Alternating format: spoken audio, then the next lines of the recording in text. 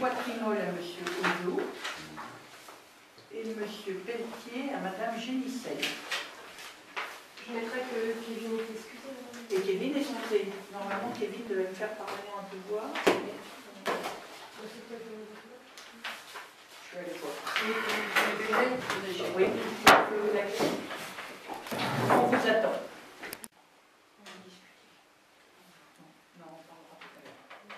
Donc, à l'ordre du jour, approbation du compte-rendu du 16 juillet 2014. Madame Postic était secrétaire de séance, a fait le compte-rendu. Avez-vous des observations sur le compte-rendu? Moi, j'ai quelque chose à dire de la part de Jean-Fred Cosillard. Peut-être commencer par lire. Alors, c'est un peu long. Le huis clos. Les conditions de la tenue à huis clos d'une séance du conseil municipal sont fixées par l'article L. 2121-18 du Code général des collectivités territoriales. Sur la demande de 3 membres du maire, le conseil municipal peut décider, sans débat, à la majorité absolue de ses membres présents ou représentés, qu'il se réunit à huis clos. Tous les huis clos tenus depuis la dernière élection municipale n'ont donc pas été organisés de manière régulière.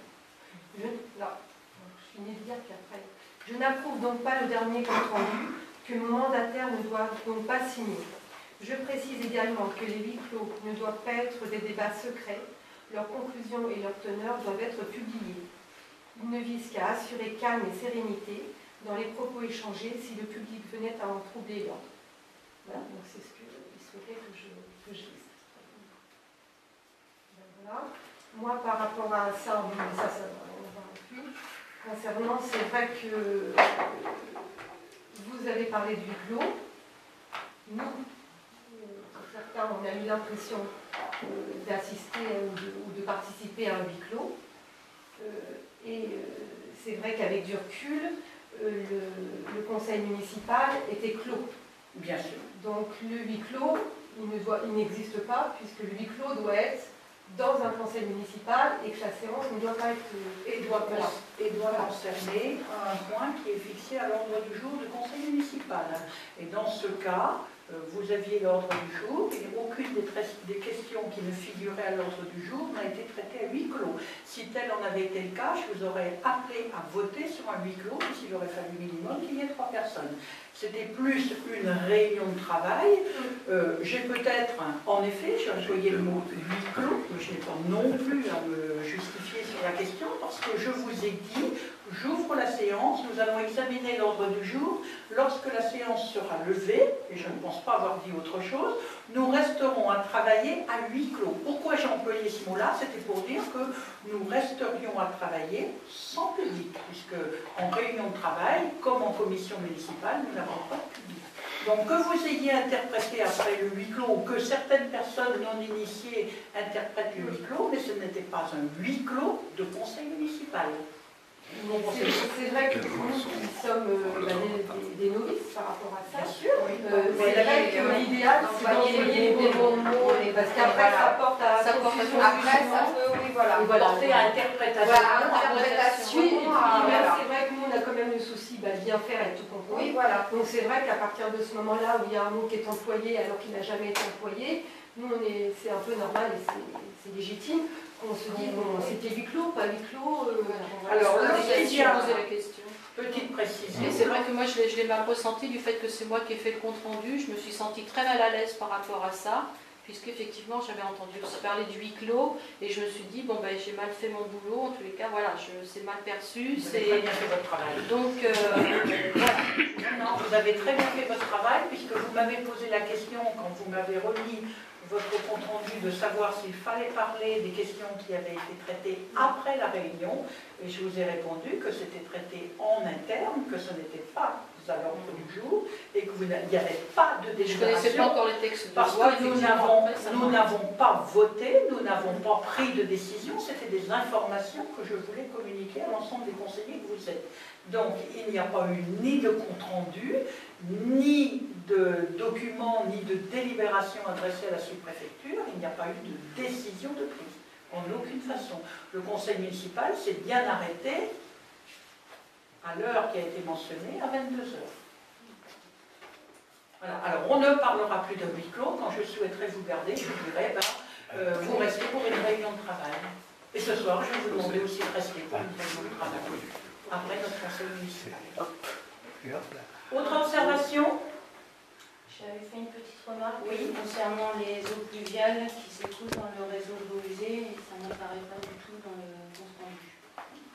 Alors, c'est vrai qu'il y a des omissions et à ce sujet, moi j'ai réfléchi à ça. Je voulais savoir s'il y avait moyen, quand on est secrétaire de séance, d'avoir un enregistrement audio pour pouvoir essayer de retranscrire au mieux ce qui est dit. Parce que c'est vrai que c'est assez ardu, il faut participer un minimum, écrire, c'est pas toujours facile. Et je pense qu'avec un enregistrement audio, on pourrait retranscrire vraiment. Ouais, parce qu'effectivement, il y a des choses qui passent à côté. Complètement. Effectivement. Mais il faut qu'on achète un dictaphone. C'est pour ça que c'est bien de parler de chacun notre tour parce qu'on se rend compte du problème. Et on se rend compte du fond, et vous vous rendez compte, C'est pas ça que c'est du travail. C'est un travail, c'est même. Ah oui, c'est des heures et des heures et on sait faire des erreurs. Mais en même temps, il y a une différence entre le procès verbal et le compte rendu. Donc après, il faut savoir si on continue à faire des comptes rendus ou si c'est un procès verbal, tout doit être mis vraiment. Non. Il y a une différence quand même. Le procès verbal, normalement, qui est affiché à la suite sous huitaine, alors là, c'est encore autre chose. Le procès, dans le Code général des collectivités territoriales, le procès verbal qui est affiché sous huitaine, normalement, c'est un compte-rendu très condensé. Donc, on pourrait se contenter de dire, je sais pas moi, décision modificative numéro 3, approuvée, point final, sans pour autant donner de détails.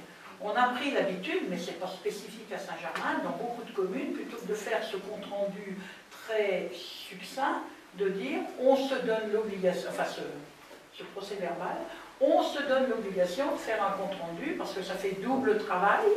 D'ailleurs, je ne sais pas si vous avez remarqué, mais lorsque le compte-rendu du conseil n'est pas fait, il y a des délibérations qui sont urgentes, les délibérations sont affichées au placard. Elles ne sont pas affichées quand le compte-rendu est fait. On les retire.